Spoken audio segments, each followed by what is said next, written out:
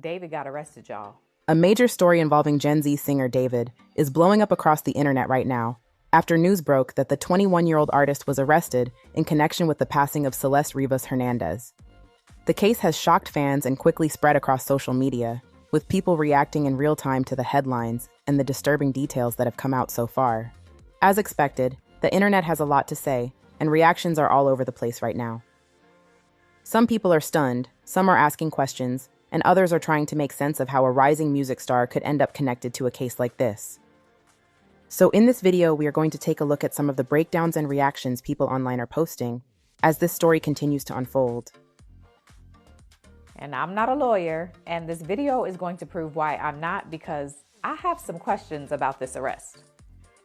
Okay, so we all know by now, and if you don't, I'm gonna tell you, that in September of 2025, the remains of 14-year-old Celeste Rivas was found in the trunk of a Tesla. That Tesla was registered to 21-year-old singer D4VD, whose real name is David Anthony Burke. It turned out that the Tesla had been parked on a street in the Hollywood Hills, and after being left there for over a month, neighbors around the area decided to call and have it towed away. The tow people smelled a foul odor. They call LAPD, and when LAPD opened the trunk, they find the decomposed 14-year-old Celeste Rivas. Now, after that happens, the internet and TMZ very quickly start posting about the connection between David and Celeste. So now months have passed, and David has finally been arrested for what many people believe has been obvious from the start, that David killed. But here's where things get interesting. After David was arrested, his attorneys, Blair Burke, Marilyn Bednarski, and Regina Peter, released a statement saying, quote, "Let us be clear. The actual evidence in this case will show that David Burke did not murder Celeste Hernandez, and he was not the cause of her death. There has been no indictment returned by any grand jury in this case and no criminal complaint filed. David has only been detained under suspicion." And LAPD has said that they will be presenting this case to the district attorney's office on Monday for filing consideration. So here's where my questions start. Follow me. There are typically, and I'm generalizing, two ways to be charged with a crime, at least in California. Option one is a grand jury indictment. So typically what happens is a crime is committed, law enforcement investigates that crime, they then present their findings to the district attorney's office, and then the DA secretly presents that case to a panel of civilian jurors, aka the grand jury. Now, keep in mind, grand jury sessions are typically done in secret, and that presentation is only the prosecutor's version of events. Defendants do not attend grand jury sessions. There's no cross-examination. It's only the side of the prosecutors saying, hey, here's our evidence, here's some testimony about the crime, and here's what we believe happened. Now, after that presentation, the grand jurors typically vote on if there's enough for a person to be charged. They say, yes, this person should be charged with X, Y, and Z, which is called a true bill, or they can say no, this person should not be charged. And that is what's called a no bill. Now, option two on how someone can be charged with a crime is through a probable cause arrest. So this is when police are informed of a crime,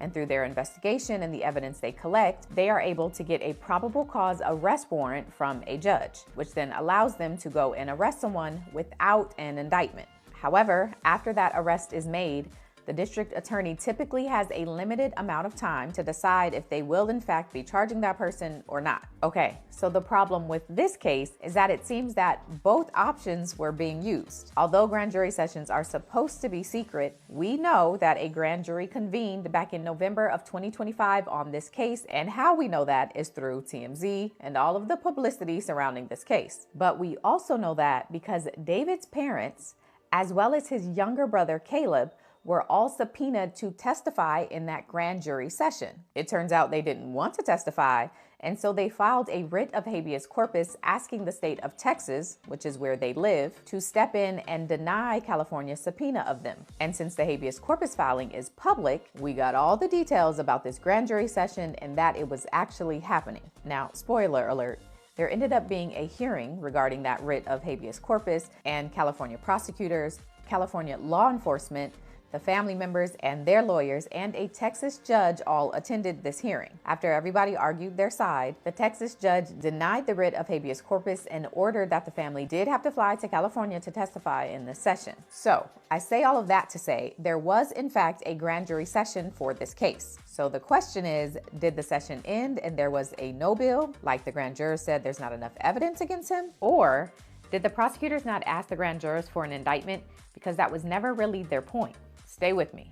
Since grand jurors have the ability to get witnesses to testify under oath, to force documents and records to be turned over, and to basically gather almost anything else that could be relevant to a case, and because grand jury subpoenas are very hard to fight, which is evident by David's family, maybe the whole point of convening this grand jury was always just to investigate and not get an indictment. Maybe the prosecutors wanted to use the grand jury's power to get some testimony under oath, to get some records turned over, and to build their case. And then when that's done, LAPD steps in and makes the arrest under probable cause. Now, I don't know, because I'm not a lawyer, but maybe that's the point of an investigative grand jury versus a regular one. But also, isn't it weird that LAPD would say they are going to present the case to the DA on Monday for filing considerations when it's clear the DA has already had the case for months? So surely they know if they want to file charges or not, right? So those are my questions. How did the grand jury session end? And did the ending cause prosecutors to pivot their strategy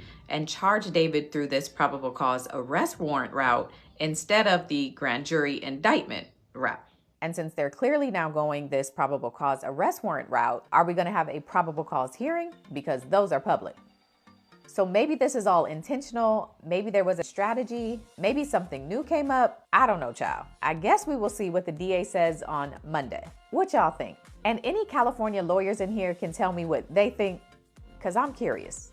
Finally, the artist David is arrested in connection to the unaliving of Celeste Rivas, and he's being held without bail, according to LAPD. This is all coming after a grand jury heard testimony from David's day-to-day manager and from one of his best friends who is also a streamer.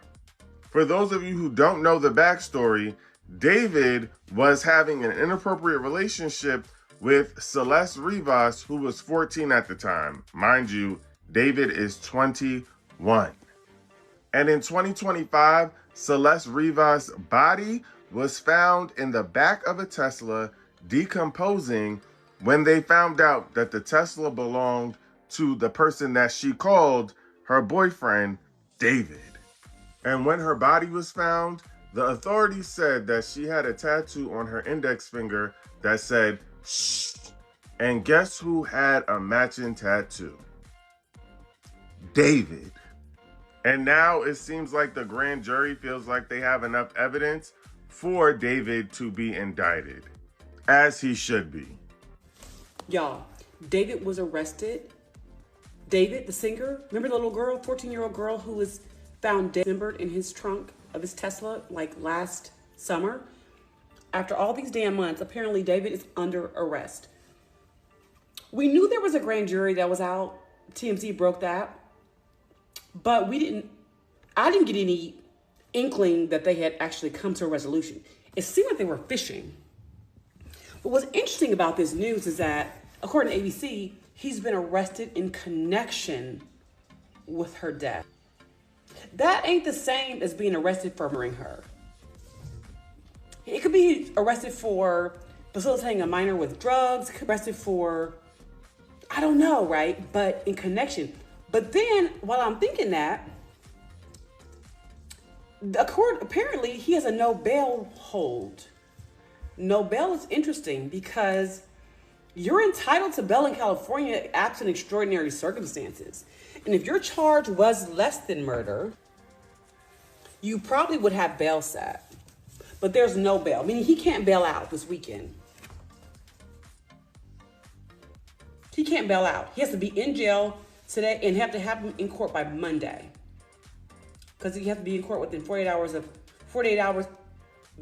business hours, not just days. So not counting Saturday and Sunday, Friday and Monday. And they do that shit on purpose, by the way. They arrest motherfuckers on Thursday evening knowing they won't see a judge until Monday. But what's interesting is that, listen, I know how they do. They want you in the box for 4 days. Thursday night, Friday night, Saturday night, Sunday night. And they'll have wires. They'll have people in the cells with him. They'll have people wearing wires in the cell. They'll have, I'm telling you, they don't play. This high profile murder, they're under a lot of pressure to hold someone accountable. And I could see them putting some snitches and some Perkins agents in his space to get him to talk. But so far, he didn't shut his motherfucking mouth. Child, I am interested to see that press conference on Monday, because let me tell you something. Nathaniel Hawkman, the DA of LA, will do a press conference because that motherfucker loved the cameras. And he can't wait to take a victory lap on this here case, honey. Oh, my hair looks so dry. Anyway, y'all. Anyway, the block is hot, and your boy David finally got put in the slammer. Now, how long will he be there is the question. And will his lawyer do their thing, do a bail motion to get him out to post bond?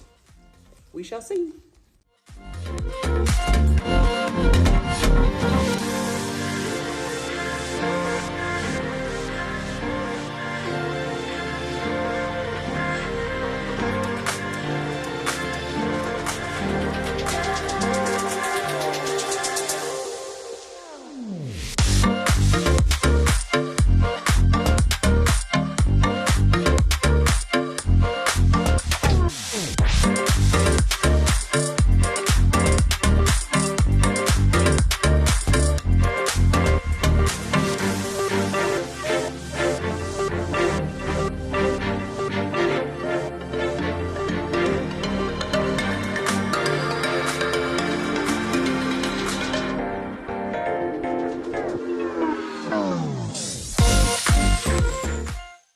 Those were just some of the reactions people across the internet are having right now, as this story continues to spread online.